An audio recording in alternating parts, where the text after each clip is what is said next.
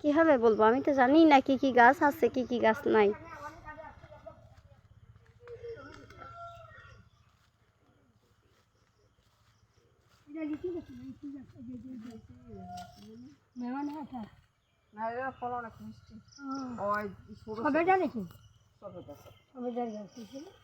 আমি তো মোটামুটি অনেক গাছই ছিল।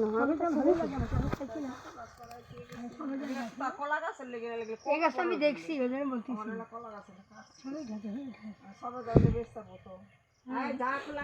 দাম আছে, ফলের দাম আছে।